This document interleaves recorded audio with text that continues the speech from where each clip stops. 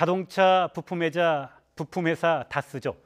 120억 원 비자금 의혹 사건을 둘러싼 검찰의 수사가 본격화하고 있는데요. 이런 가운데 다스의 120억 원 횡령 정황을 파악하고도 제대로 후속 수사를 하지 않았다는 이유로 검찰에 고발된 정호영 전 BBK 특별검사가 오늘 오후에 긴급 기자회견을 열었습니다. 노영희 변호사, 이웅혁 건국대 경찰학과 교수 두 분 모시고 기자회견 내용과 향후 수사 전망 등 짚어보도록 하겠습니다. 네, 오늘 두 분 나와주셔서 감사드립니다. 조금 전에 정호영 BBK 특별검사 기자회견 보셨죠? 네네. 네, 뭐 몇 가지로 좀 정리할 수 있을 것 같은데 핵심은 그런 것 같습니다. 자기는 잘못한 게 없다. 검찰의 책임이다. 그렇게 주장을 했는데 어떻게 보셨어요? 그러니까 이제 첫 번째가 그 격리 여직원의 단순 횡령으로 밝혀졌다. 예. 그렇기 때문에 이명박 전 대통령에 대한 특검에서는 다룰 수가 없었다. 예. 본인은 그 격리 여직원에 대한 특혜와 관련해서는 이미 검찰에 다 이첩을 해주었기 때문에 검찰에서 수사할 내용이었는데 검찰이 하지 않은 것은 검찰의 직무유기이다. 본인은 40일밖에 안 되는 시간 동안에 최선을 다해서 수사를 했는데 왜 나에게 뭐라 그러느냐. 그거가 관련해서 당시에 그 상암동 DMC 부지 특혜 분야가 관련해서 다른 관련 회사에 대해서는 횡령 혐의로 넘기고 재판까지 받게 한 것과 비교해서 그것하고 이 여직원에 대해서 수사를 검찰이 하지 않은 것하고는 별개 문제이고 그건 내 잘못이 아니다. 이게 이제 이번에 그 정호영 전 특검이 오늘 기자회견에서 주장한 내용인데요. 저는 한마디로 총평을 이렇게 하고 싶습니다. 정말 지나가던 소가 웃을 일이다. 이런 말씀 제가 너무 심하게 드리는 것 같아서 사실은 할까 말까 고민했다가 했는데 저는 검찰도 물론 잘못했습니다만은 이 정호영 전 특검이 지금 주장하는 이런 말은 정말 자기 얼굴에 침 뱉기밖에 안 된다라고 생각합니다.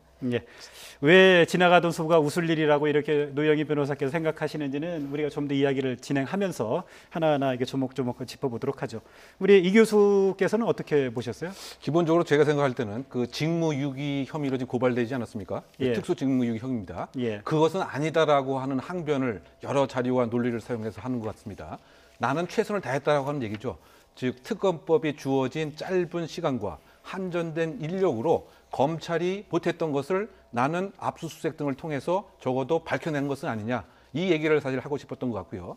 그리고 그 이제 횡령권과 그 관련돼서는 사실상 기본적으로 이것은 특검법의 대상이 아니었다라고 하는 논리를 나름대로 또 이렇게 제시를 했습니다. 그러면서 사실상은 이것은 특검이 아니고 검찰이 해야 될 일이었는데 검찰이 사실은 직무유기한 것은 아니냐 이 점을 방점을 찍으려고 한 것 같습니다. 그러다 보니까 내 책임이 아니라고 하는 이런 입장인데 그러면 국민의 입장에서 제3자 입장에서 보면 제 개인적인 판단은 두 부서가 다 직무유기가 아니냐 이런 결론으로 저는 나름대로 마음을 정했습니다. 정호영 특검이 오늘 기자회견에서요. 자신은 비자금 의혹에 쌓인 120억 원이 격리 담당 여직원 조모 씨가 개인적으로 횡령한 자금으로 이렇게 판단을 했다라고 얘기를 하는 거죠. 그렇습니다. 그런데 문제는 수년 동안 여직원 혼자 이렇게 100억 원이 넘는 돈을 횡령을 했는데 경영진이 몰랐다. 그리고 이런 횡령 사실이 드러났는데 회사 측이 그 여직원에 대해서 아무런 조치를 취하지 않았어요. 그러니까 제가 지금 이제 아까 제가 좀 심하게 표현을 했습니다만은 그렇게 표현하게 된 이유가 있습니다. 첫 번째, 이 정호영 전 특검이 이 여직원이 혼자서 80억 원이라고 하는 돈을 횡령한 것으로 본인은 보았다라고 밝힌 부분이 일반적으로 봤을 때 상식적이지 않다는 것입니다. 왜냐하면 이 여직원이 이 돈을 조성하게 된 것은 그 수입 원자재 가격을 부풀리는 방식으로 이렇게 돈을 많이 조성했다라고 하는 얘기가 나오고요. 이것들을 전부 다 현금으로 찾아서 그 관련된 하청 기업의 이모 씨에게 주었다라고 하는 거거든요. 그런데 여러분들 아시겠지만 해외에서 수입되어 가지고 들어오는 원자재 부품을 올리는 방식으로 횡령을 하기 위해서는 단순 여직원이 혼자 장부를 조작해도 되는 일이 아니거든요. 그런데 그런 것을 모를 리 없는 이 특검에서는 왜 그 당시에 그렇게 얘기를 했느냐. 당시에 아까 말씀드렸던 그 여직원이 돈을 전달했던 하청기업에는 격리 담당 과장, 이모 과장이라는 분에게 이 다스의 경영진이 전화한 사실이 없다. 우리는 그걸 근거로 했다 이런 얘기를 했습니다. 근데 당시에 그 조사는 1년치 통화 기록만 된 것이고요. 실제 이 자금이 조성됐던 수많은 기간 동안에 대해서 전혀 판단하지 않았습니다. 두 번째로는 그러한 식으로 만약에 했다 하더라도 그 여직원에 대해서 제대로 그러면 검찰에다가 이걸 인계하지 않았던 이유는 무엇이냐.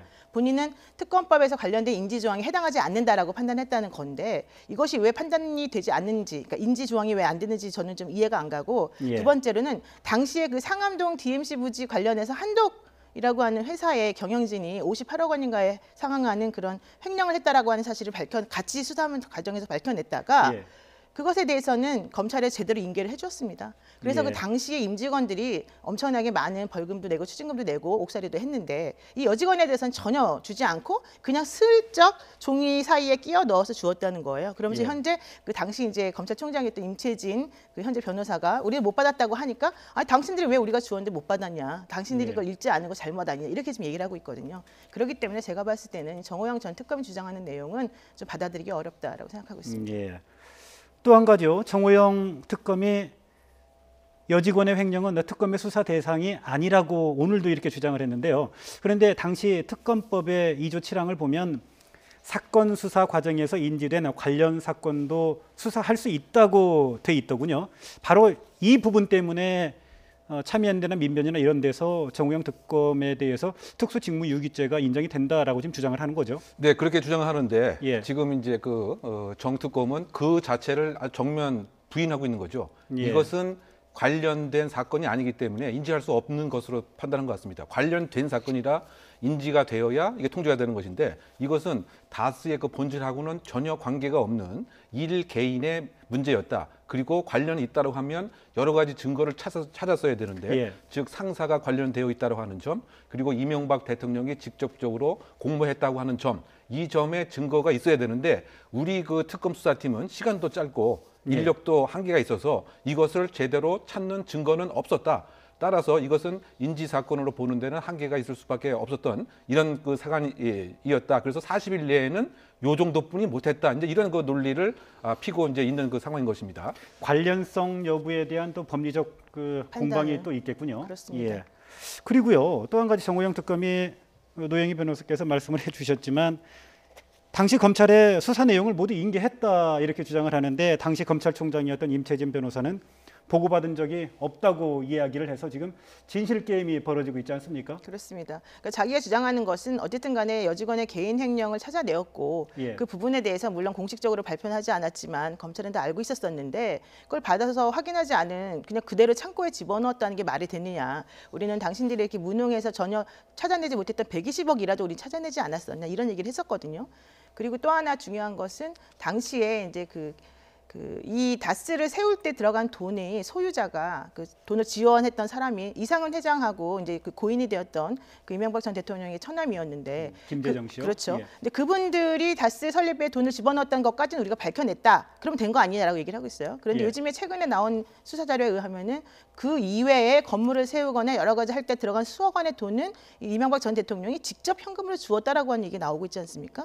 그렇다면 당시 2008년도 특검 당시 이걸 왜 못했으냐? 수사를 왜 못했냐 이건 좀 타당성이 없지 않냐 이런 첫 번째 얘기가 들어오는 것이고 두 번째는 그 격리 여직원 조모 씨로부터 80억을 인계받아서 120억 원으로 불려가지고 돈을 다시 돌려주었던 그 격리과장 이모 씨 얘기로는 당시에 특검은 이 사건 수사를 덮으려고 하는 모습을 보였고 우리에게 돈만 빨리 돌려주면 아무 문제 없을 거다라는 식으로 빨리 돈을 주고 증거를 없애라라고 얘기를 했다 이런 발언까지 했습니다. 그렇다면 그 당시에 정호영 전 특검이 했던 행동이 실질적으로 특수직무유기에 해당한다라고 볼 수 있지 않겠느냐 하는 것이 이제 지금 요즘 여러 사람들이 얘기하고 있는 것입니다. 혹시 노 변호사 얘기에 뭐 덧붙이거나 또 이렇게 반론이 있으십니까? 네, 그 반론보다도 좀 첨언을 하면 말이죠. 이제 이번에 그 기자회견을 통해서 임채진 검찰총장 그 팀의 직무유기의 가능성은 없는 것이냐 이런 또 의혹이 또 생긴 점 있다고 보입니다. 왜냐하면 어쨌든 그 수사 목록을 편철을 해서 인계를 한 것 같습니다. 다만 똑 집어서 이것이 무엇이다라고 얘기는 또 안 했던 거죠. 왜냐하면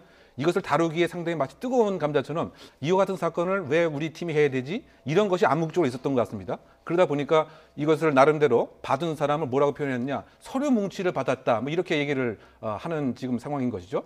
그런데 그 수사 목록에 보면 나름대로 지금 120억에 대한 횡령 사건의 수사 기록 또 관련된 수사 기록은 함께 이제 편철이 되어 있었던 것은 맞는 팩트 같습니다. 그러면 의지만 있었다고 한다면 이것을 사실 조금 더 파헤칠 수도 있었는데 이것을 왜 지금 특검에 끝난 것을 지금 왜 그 검찰에서 해야 되지? 이런 나름대로의 그 마음이 있었기 때문에 서로 그냥 그 놓아둔 서로 방기한 서로 상호 간의 직무유기에 동의를 한 것은 아니냐 이런 추정이 전 가능한 대목이 아닌가 보입니다. 예. 사실상 특수직무유기죄 의혹을 받는 정호영 특검이 오늘 검찰을 향해서 당시 임채정 검찰총장 체제 검찰을 향해서 너희도 직무유기 혐의가 있어라고 지금 선전포고를 한 거나 마찬가지죠. 오늘 기자회견에. 그렇죠. 앞으로 이 부분에 대해서 또 검찰이 어떻게 수사를 해나갈지 그것도 좀 지켜봐야 될 대목인 것 같습니다. 그리고요, 이게 본질적인 가장 또 핵심적인 내용인 것 같은데요. 다스가 사실상 이명박 전 대통령과 관련성이 있느냐 하는 게 핵심이지 않습니까? 그렇죠. 앞으로 검찰 수사가 어떻게 진행이 돼야 할까요?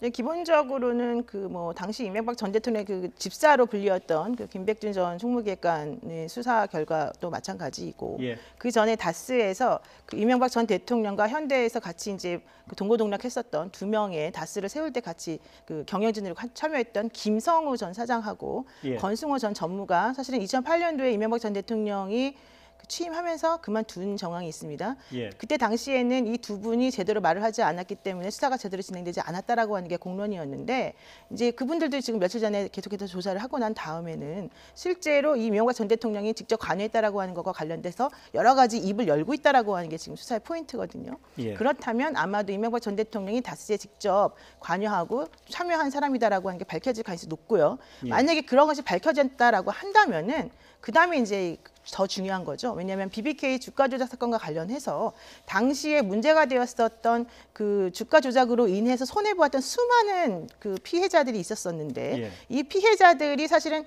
이 BBK 그 김경준 씨가 가지고 있던 재산이 있는 묶어놓았던 재산에 대해서 전부 다 n분의 1로 채권을 회수할 수 있는 권리가 있었는데, 그걸 중간에 이 다스의 실소유자를 불렸던 이 이명박 전 대통령이 직권을 남용해서 140억 원이라고 하는 돈을 꺼내왔기 때문에 다른 피해자들에게 손해가 간 것이었거든요. 예. 그렇다면 다스가 이명박 전 대통령에 직접 관련이 있는 것이라고 한다면 다스의 그런 행위가 당연히 도덕적으로도 혹은 법적으로도 문제가 되는 것이고, 그러한 행위를 하게끔 혹은 할 수 있게끔 해주었던 이명박 전 대통령의 행위 자체도 역시 문제가 될 수 있다는 것이기 때문에 예. 사실은 그래서 우리가 지금 계속해서 다스가 누구 거냐라고 지금까지도 얘기를 하고 있는 거거든요. 그래서 만약에 이 부분이 지난번에 정호영 전 특검이 특검에서 밝힌 것처럼 이명박 전 대통령과 아무 상관이 없는 것이라는 게 이번 기회를 밝혀진다면 오히려 이명박 전 대통령과 그 측근들은 오히려 더 발 뻗고 잘 수 있기 때문에 편할 수가 있는 것이고요. 예. 그렇지 않다라고 한다면 정의가 실현되는 거기 때문에 우리 입장에서 더 좋을 수 있거든요. 그러니까 저는 그 부분에 있어서 실제로 이번에 조사를 맡으신 혹은 수사를 하신 분들이 정말 직무유기 하지 마시고 제대로 수사하시기 바랍니다. 예.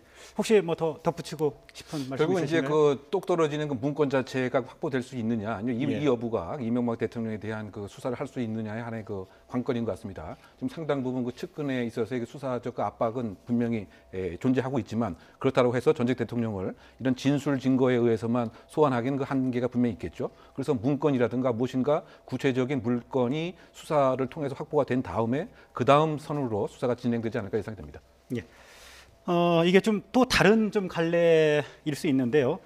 이명박 전 대통령의 집사로 불리는 김백준 전 총무기획비서관이 어제 검찰에 소환돼 조사를 받고요. 오늘 새벽에 귀가를 했는데요. 저희들이 그 촬영한 영상이 있는데요. 먼저 좀 보고 또 이야기 나누도록 하겠습니다. 김성호 원장하고 원세훈 원장한테 돈 받으신 겁니까? 이명박 전 대통령이 지시하셨나요? 네, 뭐 아무런 말을 하지 않고 귀가를 하는데요. 지금 취재 기자들의 전원에 따르면 그 자금의 대가성 등 뇌물수수 혐의를 대체로 부인을 했다고 하더군요. 그리고 이전 대통령과의 연관성도 없다라는 취지로 진술을 했다고 이렇게 알려지고 있어요. 그러니까 돈을 받은 사실은 인정한 것으로 알고 있고요. 예. 다만 그 돈의 성격이 무엇이냐와 관련해서는 이것은 우리가 제대로 받아서 제대로 처리하는 그런 돈이었기 때문에 문제가 전혀 없었고, 예. 이것을 뭐 원세훈 전 국정원장이 이명박 전 대통령에게 주는 뇌물로 볼 수는 없는 것이다, 이런 취지로 예. 진술한 걸로 알고 있습니다. 그리고 예. 그것과 관련해서 이명박 전 대통령이 개인적으로 유용한 혐의도 사실은 없다, 이런 주장을 지금 하고 있는 건데요. 예. 그것이 바로 이제 이번에 그 박근혜 전 대통령의 그런 국정원 특활비 수수 의혹과 관련해서 좀 비교를 해볼 만한 포인트가 거기에 있습니다. 아닌 게 아니라 이재만 전 총무비서관과 김백준 전 기획관의 역할이 비슷하지 않습니까? 그렇죠. 예. 그러다 보니까 이재만 전 총무비서관이 국정원으로부터 특수활동비를 상납받은 것처럼 김백준 전 기획관도 지금 받았을 가능성이 높고 검찰에서 지금 돈 받은 것까지는 인정을 한 것으로 이렇게 전해지고 있거든요. 그렇죠. 그러니까 그 구조는 상당히 그 유사한 것이죠. 예. 그 국정원의 그 특활비 자체가 용도 이외의 목적으로 청와대에 전달됐다고 하는 이 사실, 이 사실은 하나의 그 팩트 같습니다. 사실 이것이 이제 원세훈 전 국정원장의 20억 원 횡령 같은 것을 수사를 하다가 나와진 사실이란 말이죠. 그런데 어쨌든 돈은 떠났고. 돈이 어쨌든 받은 사람은 측근입니다. 그 부속실장과 그다음 민정비서관 그리고 집사로 알려진 지금 김백준 총무기획관이었단 말이죠. 그렇다고 한다면 과연 이것이 일정한 목적성을 갖고 대가성을 갖고 사용된 것이냐, 아니면 하나의 비정기적으로 일정한 추석이라든가 전후해서 하나의 예우 차원에서 전달된 것이냐, 그리고 이것이 또 하나의 관행이었느냐, 이런 여부들이 중요한 관건인 것 같고요. 지금 이명박 대통령 측근에서는 이렇게 얘기가 나오고 있는 것이죠. 이명박 대통령 자체는 이와 같은 시스템이 존재하고 있는 사실조차 몰랐다. 이것은 처음 듣는 이야기이기 때문에 전혀 지시나 관여를 할 공간 자체가 없었다고 이야기를 하고 있는 이런 상황입니다. 그래서 조금 다른 점은 이제 박근혜 전 대통령과 관련돼서는 나름대로 증거가 이제 명확했던 것 같고, 이번 사항 자체는 벌써 10년이 도가 됐기 때문에 그와 같은 또 관련 문건 자체가 또 있을 것인지, 이것이 또 하나의 용처 자체가 공익을 위해서 만약에 청와대 직원의 경력금이라든가 이렇게 사용됐다고 한다면 또 다른 좀 결을 달리하는 이슈이기 때문에 이것도 구조는 상당히 비슷하지만 실질적으로 뇌물이라고 하는 그 성격을 밝힐 수 있겠느냐, 이것이 또 하나의 수사의 과제가 될 것으로 보입니다. 국정원의 특활비와 다스 비자금 등 검찰의 수사 방향은 사실상 전방위적으로 진행이 되고 있는데요. 이 전 대통령 측이 명백한 정치 보복이다, 이렇게 좀 굉장히 불쾌한 반응을 보이고 있지 않습니까? 사실은 이제 이명박 전 대통령 입장에서는 내가 퇴임한 지 지금 시간이 얼마나 지났는데 이제 와서 박근혜 전 대통령과 하다 내 것까지 파느냐, 이제 이런 얘기를 할 수밖에 없습니다. 그렇지만 이제 이명박 전 대통령이 명백한 정치 보복이다라고 강력하게 이야기하는 이유가 있습니다. 첫 번째, 박근혜 전 대통령의 그런 국정원 특활 수습이 특활비 수수 의혹과 관련해서는 문고리 3인방의 진술이 있었지만 그 진술이 있기 전에 이현수 전 기조실장이 구체적인 경위와 내용에 대해서 정확히 밝힌 바가 있고요. 그런 밝힌 내용의 근거 자료가 될 수 있는 회계 장부가 당시에 있었거든요. 그리고 그런 것들이 모두 나오자 전 국정원장들이 이제 이구동성으로 입을 열기 시작했고, 거기에 문고리 3인방이 어떤 식으로 사용했다까지 이제 줄줄이 얘기를 했기 때문에 그게 가능해진 얘기였는데, 이번 사건의 이명박 전 대통령과 관련해서는 원세훈 전 국정원장이 이명박 전 대통령이 취임한 이듬해부터 이명박 전 대통령이 끝날 때까지 계속해서 몇 년 내내 함께 있었죠. 그러면 관여된 자가 중간에 적다는 겁니다. 즉 원세훈 전 국정원장의 한 명의 입만 지금 바라봐야 되는 실정이고, 이미 퇴임한 지 상당히 시간이 지났기 때문에 그 중간에 있었던 여러 가지 증거들이 사실은 없을 가능성이 높고요. 현재 이현수 전 기조실장이 하는 역할과 같은 역할을 해줄 만한 인물이 당시에 있었어야 되는데 그 인물이 지금 현재 나와 있지 않다라고 하는 것입니다. 그렇다면 문고리 3인방과 박근혜 전 대통령 간의 그런 관계보다 훨씬 더 끈끈하고 옆에서 계속해서 집사 역할을 해왔던 김백준 전 총무기획관이 그런 것들에 대해서 구체적으로 술술술 얘기할 가능성이 별로 없기 때문에 아마도 저는 박근혜 전 대통령의 국정원 특활비 수수 의혹과는 다른 방향으로 이 결이 흘러갈 수밖에 없는 것이고, 그렇다면 증거도 없는데 괜히 나를 잡는구나라는 식으로 말하는 이명박 전 대통령의 주장이 받아들여질 가능성도 있다라고 지금 보는 거죠. 네, 그렇군요. 오늘이 고 박종철 열사 31주기인데요. 최근에 영화 1987이 6월 항쟁의 도화선이 됐던 사건들을 다루면서 박종철 열사는 물론이고 이한열 열사 같은 당시에 뜨거웠던 6월 상황이 재조명을 받고 있는데요. 최근에 좀 같은 87년대 또 학창 시절을 보냈던 분 입장에서는 좀 감회가 좀 새로울 것 같은데요. 그렇죠. 저는 근데 경찰대학을 다녔고 있었기 때문에 상당히 이제 실질적인 항쟁 자체에 참여를 하지 않았지만 영화를 지난주에 봤습니다.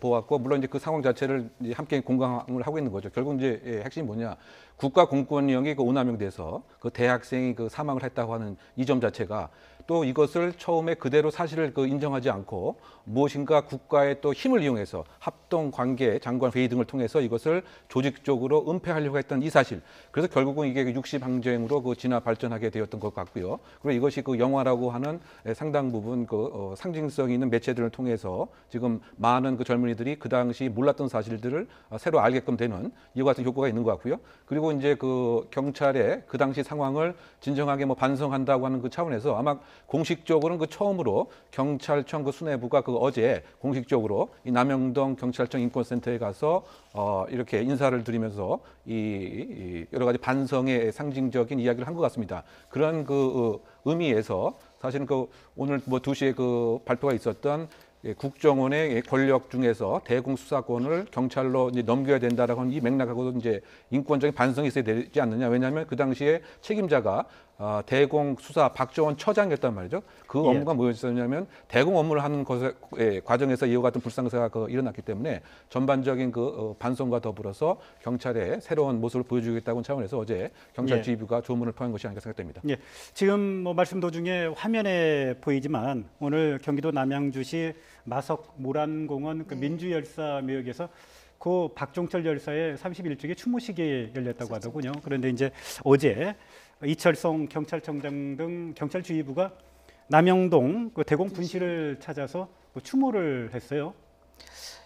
사실은 이제 당연히 그렇게 할 수밖에 없겠죠. 왜냐하면 영화에서 다루어지는 경찰과 검찰의 인권과 관련된 부분이 너무나 치욕적이고 사실은 민망하기 때문에 당연히 할 수밖에 없는 것이고, 또 저는 이철성 경찰청장이 이렇게 행보를 보이는 것은 오늘 발표된 검경 수사권 권한 분담 그 부분하고 또 대공 분실 관련된 여러 가지 권한의 이첩 문제와 무관하지 않다라고 봅니다. 이 사건에 있어서 가장 혜택을 본 사람들이 바로 경찰들이 아닐까라고 생각하는데요. 실제 검찰이나 경찰이 다 잘못해서 우리나라가 당시 그런 일이 벌어졌고, 제가 그때 87학번이기 때문에 그 당시 상황을 너무 정확히 생생하게 기억하고 있습니다. 1학년이었네요. 예, 제가 87년도에 들어가서 그때 당시에 가장 뜨거웠던 그런 기간이었는데, 우리 전부 다 박종철 열사에 대해서 전부 다 눈물을 지으면서 우리나라 민주주의가 어디로 가야 되는지에 대해서 전부 다 같이 얘기했던 그 당시였거든요. 그런데 그때 정말로 잘못을 저질렀던 그 경찰들이 이제는 아예 모든 권한을 전부 다 이첩받아서 정말 비대한 권력 조직으로 다시 되살아나게 됐는데, 그것이 바로 검찰이 잘못했기 때문에, 경찰이 잘해서가 아니라 검찰이 잘못했기 때문에 어부지리를 경찰이 이런 권한을 넘겨받게 된 현 상황도 사실 전 그렇게 바람직하지는 않다고 봅니다. 그래서 그런 것들을 생각해 본다면 이철성 경찰청장이 물론 좋은 마음으로 가서 순수하게 잘못을 뉘우친 부분도 있겠지만은 여러 가지 면에서는 좀 정치적인 행보도 있어 보인다, 그런 부분을 좀 말씀드리고 싶습니다. 진정한 인권 경찰로 거듭나는 게 경찰에게도 필요한 일이다라는 말씀이신 것 같습니다. 네, 지금까지 노영희 변호사, 이용혁 건국대 경찰학과 교수 두 분 모시고 정호영 특검의 기자회견 내용 등에 대해서 알아봤습니다. 오늘 두 분 말씀 감사드립니다.